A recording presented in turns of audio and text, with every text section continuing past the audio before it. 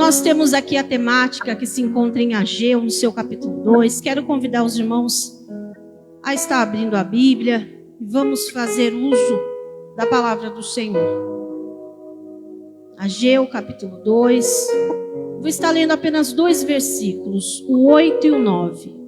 Eu sei que o 9 é a temática, que os irmãos estão aqui nessa noite, no 6º dia, e hoje representa o mês de junho. É no meio da caminhada que as coisas vão ficando estreitas. É no meio da caminhada que às vezes nós começamos a duvidar das promessas do Senhor.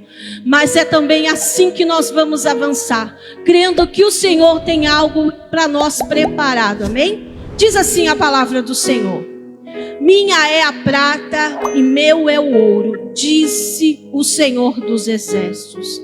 A glória dessa última casa será maior do que a primeira, diz o Senhor dos Exércitos. E neste lugar darei paz, diz o Senhor dos Exércitos. Amém? A igreja pode se assentar. Já passaram aqui grandes homens e mulheres, e eu sei que o Senhor ministrou grandes mensagens. E o que eu vou falar para vocês pode ser que vocês já tenham ouvido. Mas eu quero voltar um pouquinho na história para que nós possamos compreender o texto e o contexto de Ageu. E Davi, nós vamos encontrar em 1 Crônicas, Davi passando para o seu filho a construção do templo. Davi, ele sonha e projeta fazer algo para o Senhor, mas o Senhor não dá a ele permissão de construir. Então ele passa ao seu filho Salomão o sonho, o projeto que ele tem de fazer algo para o Senhor. E aqui fica a primeira lição para mim e para você. Às vezes o Senhor tem nos dado sonhos e projetos, e nós temos engavetados porque nós não queremos dividir com alguém aquilo que o Senhor tem entregado. Porque quando Deus dá o sonho, o projeto para mim e para você, Ele vai colocar alguém que vai ter recurso de fazer acontecer. E isso é algo que tem acontecido em nosso meio. Às vezes o egoísmo é tão grande que se eu não for a responsável pela ideia, então ninguém faz. Mas o Senhor está trazendo um alerta, que quando Ele projeta algo, não para em nós, continua, porque a obra dele não se resume a nós, mas se resume a Cristo, que vive e reina. A obra dele nunca vai parar por causa de mim e de você. Só que quando nós engavetamos os planos e os projetos de Deus nas gavetas, quem paga o preço é eu e você, porque Deus vai levantar outro segundo o coração dele para fazer a vontade dele. Porque nós não estamos aqui para fazer a nossa vontade, mas estamos para fazer a vontade daquele que nos chamou. E nós vamos ver lá em 1 Reis, capítulo 5, 6 e 7, aonde fala dos preparativos para edificar o templo. E no capítulo 6 e 7 começa a construção. E como já foi dito aqui, eu acho que pelos irmãos que já ministraram, era um templo glorioso, era um templo que chamava a atenção, era algo que ainda nunca tinha acontecido e foi um marco para a história de Israel.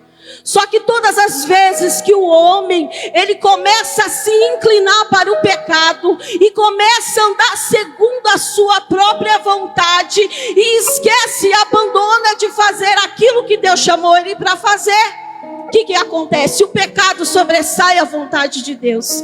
E aí Deus levanta profetas para alertar o povo sobre as obras más que eles estavam praticando diante de Deus. E o que acontece? O povo não muda a sua rota.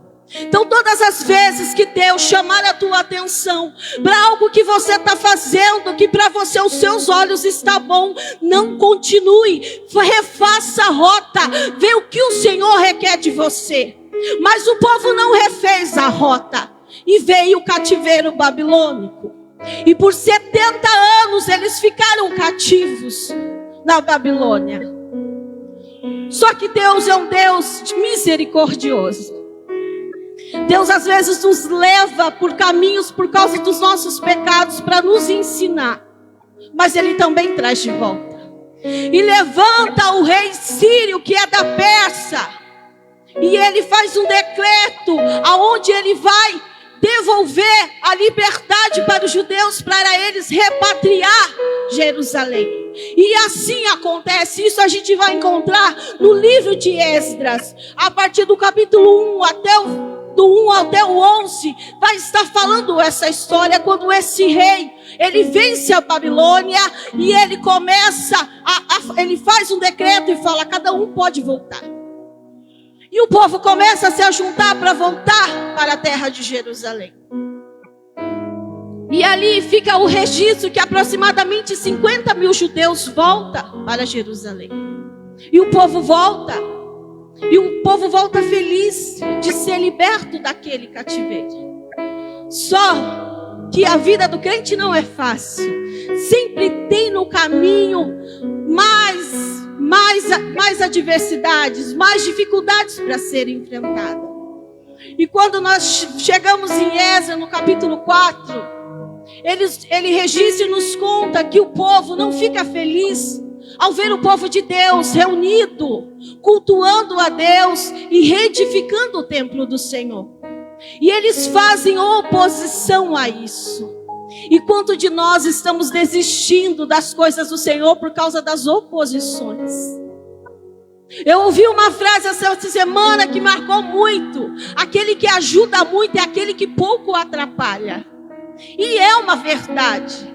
Porque às vezes nós vemos a felicidade daquele que está retornando do cativeiro, e nós começamos com os nossos achismos e começamos, mas semana passada, mês passado, já é a terceira vez que volta para o caminho do Senhor, já é a quinta vez. Tem gente que tem um caderninho que ele registra. Ele não vai até o final do mês, não vai até o final do ano, ele vai cair. E esse povo faz oposição contra o povo de Deus. E não é um povo que nós não conhecemos, que nós não ouvimos falar. São os samaritanos, opositores contra o povo de Deus. E quanto de nós, às vezes, com os nossos comentários, estamos parando a obra de Deus na vida de alguém? Quantas das vezes os nossos comentários podem estar parando a obra de Deus na vida de alguém? E isso fica um alerta para mim e para você. Se você gosta de falar muito, fale pouco e adore mais. E se você ouve e começa a temer o que você está ouvindo, continua. Não deixe que a obra de Deus paralise na tua vida por causa do que você está ouvindo. A oposição pode ser forte, mas o Deus que nós servimos é maior do que qualquer oposição. Só que o povo para por causa da oposição. Eles mandam uma carta para o rei, e o rei manda parar tudo. E eles param e começam a temer.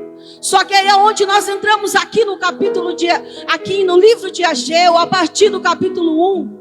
Aonde o livro, ele traz 4 profecias da parte do Senhor. Não vou falar de todas elas, mas eu quero destacar alguns pontos que são importantes. O povo estava cansado, desanimado, porque às vezes quando nós enfrentamos as diversidades, nós nos cansamos e nos desanimamos no meio da caminhada. Não deveria ser assim, mas isso acontece. Acontece, às vezes no momento que você está tão bem, alegrando, cantando, de repente vem uma luta, vem uma prova, e a gente paralisa. E o povo paralisou. O povo começou a viver a vida deles da forma que eles queriam viver, construir as suas casas, mas abandonaram a casa do Senhor por causa da oposição. Às vezes você abandonou os caminhos do Senhor por causa de uma palavra de uma liderança. Às vezes você abandonou os caminhos do Senhor por causa de alguém que se opôs a você dentro da tua casa. Mas o Senhor está te chamando de volta, porque Ele tem uma obra para concluir na tua vida.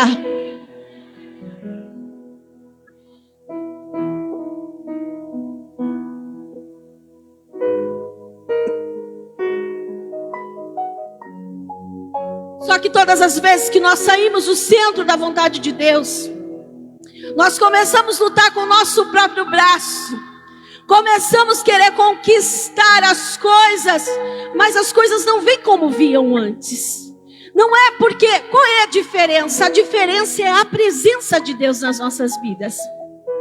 Porque se nós chegamos aonde nós estamos hoje, foi porque a presença de Deus esteve conosco.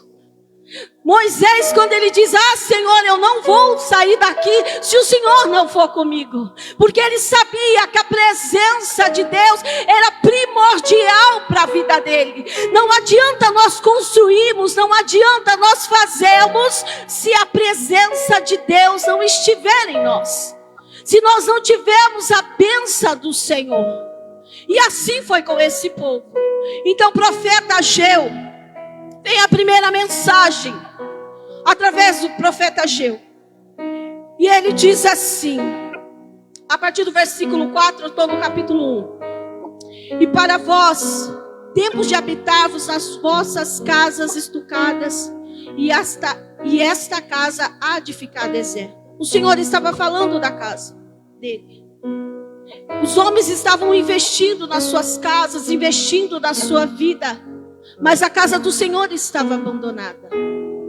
Quantas das vezes nós investimos o nosso tempo, o nosso dinheiro, o nosso conhecimento em nós mesmos, mas não aplicamos nada disso em prol da obra do Senhor.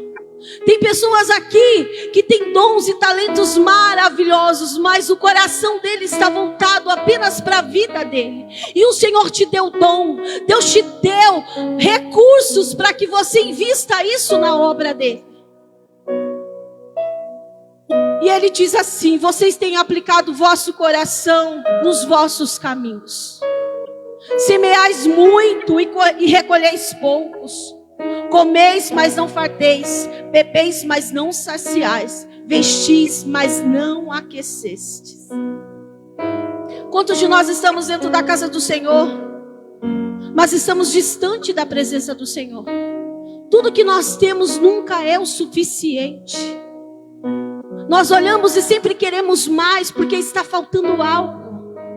Mas o que está faltando para nós não é algo terreno, é algo espiritual, é a bênção e a presença de Deus sobre as nossas vidas. Porque às vezes, para quem quer trabalhar para o Senhor, nunca tem tempo, né? Nossa, ele olha o tempo, ele olha o clima, ele olha o terreno, ele olha o cenário, e aí ele dá desculpa: hoje eu não vou por causa disso, hoje eu não vou poder estar por causa daquilo. Mas aquele que entende o chamado do Senhor e entende a urgência de fazer aquilo que o Senhor chamou, ele não olha para a dificuldade, ele não olha para o cenário, mas ele olha para aquele que o chamou. E o Senhor diz isso para eles: subi ao monte, buscai madeira e edificai a minha casa. É noite que o Senhor está te chamando para um particular. Dentro de você precisa ser reconstruído o altar de adoração. Dentro de você precisa ser reconstruído o espaço que você deixou as coisas desse mundo ocupar. Você diminuiu tanto o espaço do Senhor. Você tem projetado tantas coisas para a tua vida e tem deixado as promessas do Senhor guardadas em alguma caixinha, em algum canto da tua vida, e você nem se lembra mais do que o Senhor te falou. Você entra culto e sai culto e não lembra do que o Senhor disse que iria acontecer na tua vida. Só que o cenário aqui do povo era um cenário que eles viviam uma crise econômica e espiritual. Eles trabalhavam muito, eles plantavam, mas eles não colhiam. Eles esperavam alcançar algumas coisas e eles não conseguiam alcançar. E eles não entendiam que era o Senhor fechando as portas, cerrando os céus, não deixando a chuva, o orvalho descer para que eles pudessem alcançar. E existem algumas áreas, determinadas áreas da tua vida que você acha que é o diabo que está investindo. É o Senhor que está chamando a sua atenção e dizendo: volta, volta para o culto, volta para o lugar de adoração, volta a reconstruir o altar que está parado. E o povo deixa aproximadamente 16 anos a casa do Senhor só com o alicerce, as pedras expostas, porque eles arrumavam desculpas. Ainda não chegou o tempo do Senhor. Talvez eu e você estamos olhando para nós e falando assim: ainda não chegou o tempo, Deus ainda vai me preparar, Deus ainda vai me preparar. Quando for a minha vez, Deus vai me preparar. É nós que nos preparamos. O Senhor só derrama graça, Ele só derrama unção. Deus não chama quem está acomodado, Ele chama quem quer trabalhar. É por isso que quando Ele fala dos talentos, que dá para um, Ele deu para cada um de nós um talento. Tem muitos que está enterrando e tem outros que está multiplicando. E a gente tem mania de olhar e falar: parece que ele é o queridinho de Jesus. Todas as bênçãos chegam lá primeiro. Eu estou há 10, 20 anos aqui orando por essa causa e parece que nada acontece. Não é. Deus não tem filhos preferidos, Ele tem filhos que os preferem. Então é você que se prioriza dentro do reino do céu, mas não é da forma assim: eu sou importante, eu sou melhor. Não, Deus vem antes de todas as coisas na minha vida. E as coisas começam a acontecer. Porque quem honra a princípio tem bênção. Ele não corre atrás da bênção. É a bênção que procura o teu endereço. Quantas vezes nós achamos que nós não íamos conseguir e nós conseguimos. Não foi pelo que nós tínhamos no bolso, não foi pela capacidade que nós tínhamos, foi a graça, foi o céu que movimentou, foi o céu que trouxe a vitória para você naquele dia. E o povo começa a dar desculpas. E eu sei, como eu disse no início, às vezes nós desanimamos da caminhada. Só que aí é hora da gente buscar um renovo. É hora da gente buscar algo a mais do céu. Só que aí nós vamos se acomodando. A gente vai se acomodando. Aí a gente começa a fazer indiferença com as coisas de Deus. Nós se acostumamos com o cenário, nós acostumamos com a escassez, nós acostumamos a batalhar, a lutar, e falamos: minha vida é uma correria. A gente está correndo, pensando que Deus vai trazer a prosperidade, mas nada tem acontecido. Só fracasso atrás de fracasso. Esse era o cenário do povo aqui no livro de Ageu. Eles faziam, eles plantavam, mas Deus frustrava todas as expectativas deles. Se Deus frustrar alguma expectativa, chama ele para o particular e fala: Senhor, aonde é que eu estou errando? Porque esse povo, eles não enxergavam as falhas. Já estava ali há 16 anos lutando e não alcançava. E eles estavam colocando desculpa em cima de desculpa e não via que era Deus que estava espreitando eles para que eles voltassem a reconstruir, edificar o templo do Senhor. Porque cada um que está aqui não foi chamado só para povoar essa terra. Nós fomos chamados para povoar o céu. Só que a gente investe aqui e esquece de investir lá. Nós entramos e saímos vazios da igreja. Nos tornamos, às vezes, só espectadores. Sentamos, nós viemos aqui e falamos: Senhor, hoje o Senhor tem que falar comigo. E o Senhor está esperando você a vários cultos. Entregar o teu culto, entregar a tua adoração. Entramos e saímos da mesma forma. E não percebemos a ausência de Deus na nossa vida. Não percebemos a ausência do Espírito Santo no nosso dia a dia. Quantas das vezes, quando lá atrás você falava com Deus, você ouvia a voz dele. Hoje, você fala, mas você fala de Deus como se ele fosse um assunto. Não como se ele fosse a prioridade da tua vida. Se você encontrar alguém que se afastou do caminho de Deus, a primeira coisa que ele fala para você: eu estou bem com Deus. Deus virou assunto, não tem mais intimidade, não tem mais relacionamento com Deus. E Deus está chamando a nossa atenção.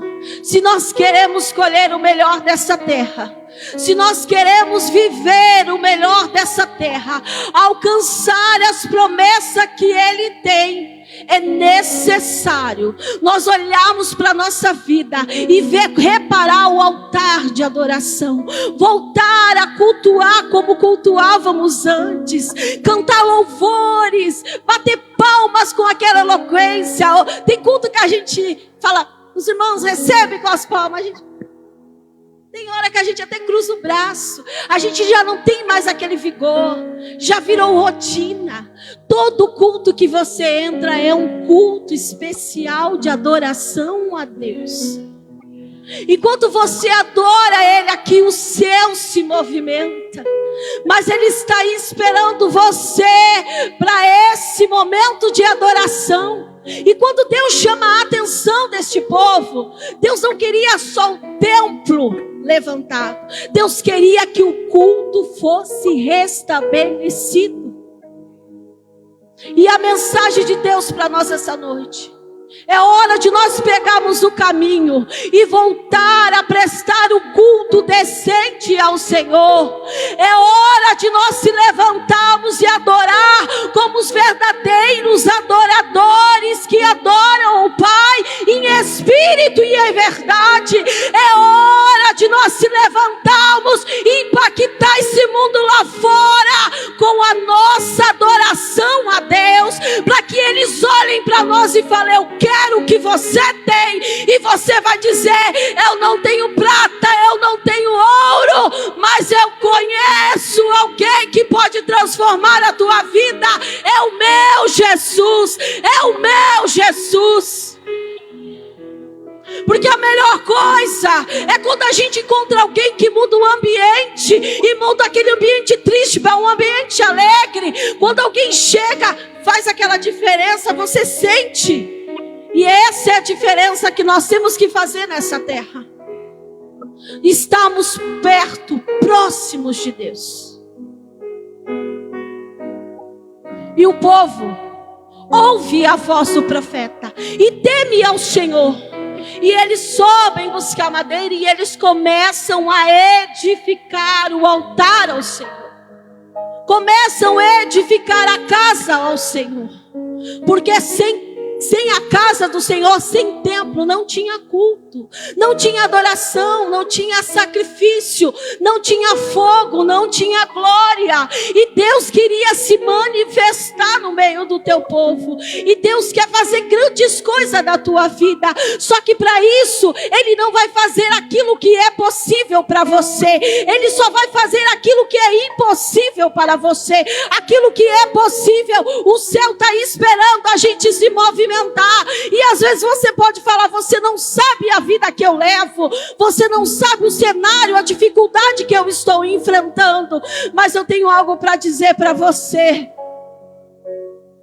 as lágrimas não podem parar os teus pés, porque o momento não pode parar o movimento da igreja. O movimento da igreja é marchar, o movimento da igreja é continuar, o movimento da igreja é pregar a verdade para que vidas sejam salvas.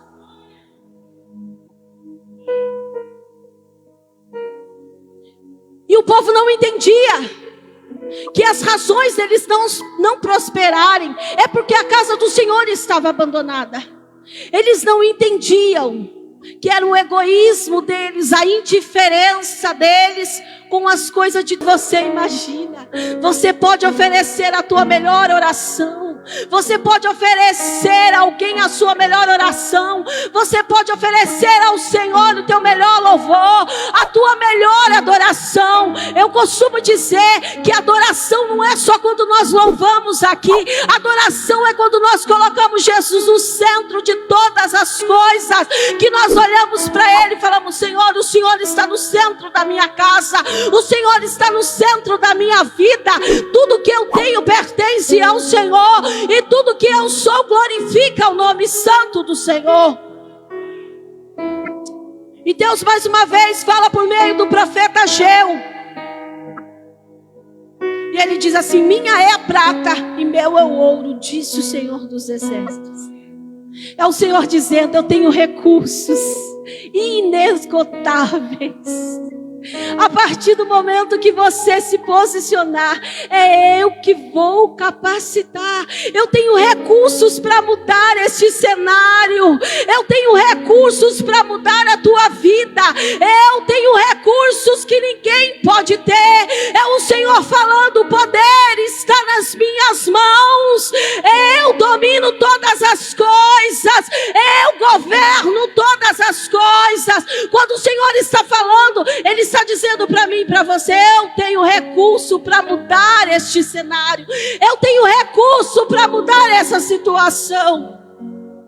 E Ele usa o profeta para dizer: a glória desta última casa será maior do que a primeira, diz o Senhor dos Exércitos.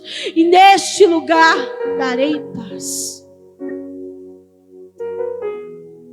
Quando eu olho para esse versículo, queima no meu coração, que era como se o profeta Ageu estivesse anunciando a vinda de Cristo. A glória, ela é maior. A glória que você pensa que você já viveu é maior quando Jesus está na tua vida. Quando você abre espaço para Ele pisar dentro deste lugar, dessa terra desconhecida pelas pessoas, mas conhecida por Ele. Quando você abre espaço e fala: Senhor, me faz morada, Senhor, faça morada em mim, Senhor. Faça, Senhor, que a minha vida, Pai, seja sempre para a honra e a glória do teu louvor. E Ele diz: a glória desta última casa. Você quer mudar o cenário e a vida que você está vivendo? Volte para o lugar de adoração. Volte a adorar como você adorava. Volte buscar como você buscava. Começa a reparar o altar. Começa a reparar o nível da tua adoração. Porque quando nós adoramos ao céu, o céu se movimenta. E o que você vai viver é uma promessa que a glória vai ser maior. A glória vai ser maior. Quando você chegar no meio da caminhada e achar que não tem recursos, o céu vai providenciar recursos para você, porque a glória maior habita em você, e é a presença de Deus, é a presença de Deus. Nós estamos aqui é por causa da presença. Se chegamos aqui é por causa da presença. Tudo é por causa da presença e da mão de Deus. Nos versículos seguintes, Deus diz: a partir do momento em que vocês edificaram a minha casa, que vocês começaram, eu comecei a abençoar a semente que ainda está lá no celeiro. A semente que você ainda não semeou, o Senhor começou a abençoar. A partir do momento que você se posicionar aqui na terra, o céu vai começar a se movimentar sobre a tua vida, e você vai olhar e vai ver: o Senhor começou a cumprir as promessas. E este era o cenário. E o Senhor fez na vida deste povo, a partir do momento que o povo se voltou para Deus. E às vezes muitas das coisas que acontecem nas nossas vidas é porque nós estamos vivendo segundo o nosso olhar.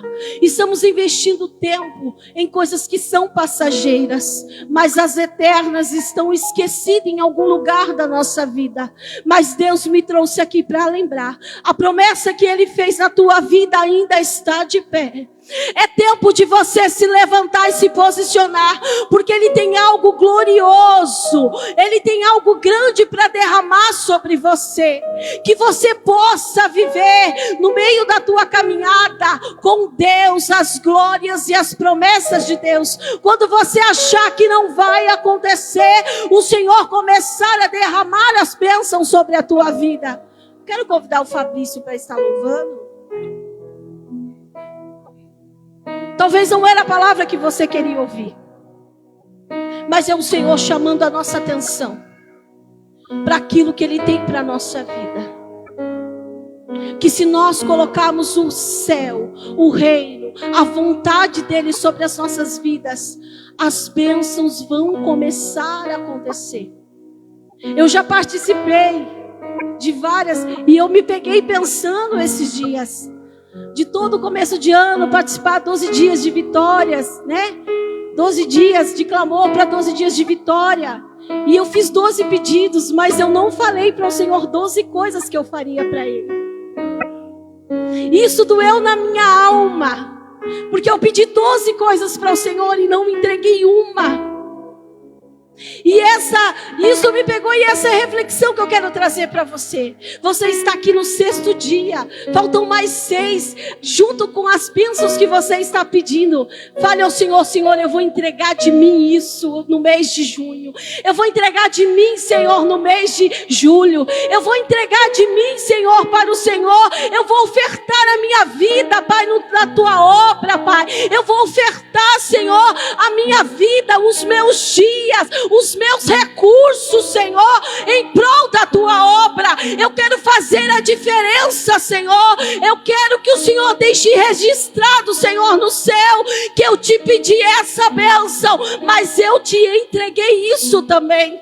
Nós entramos e saímos dentro das igrejas querendo receber, mas não estamos prontos a dar. Não estamos prontos para doar. A gente bem sabe que quando a gente precisa dos obreiros, né, pastor? Eu falo que eu faço parte. Some! Aí nós olhamos e falamos: Jesus! Na hora que a gente precisa de mão na massa, a gente tem que buscar o filho na escola, a gente tem que buscar um material não sei aonde, a gente arruma desculpas para o Senhor. E o Senhor sabe que você está dando desculpas.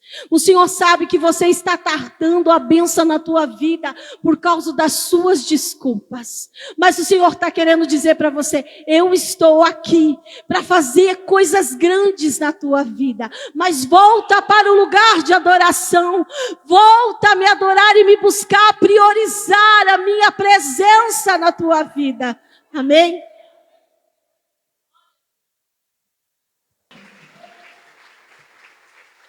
Não se esqueça de curtir, se inscrever e ativar o sininho. Deus abençoe.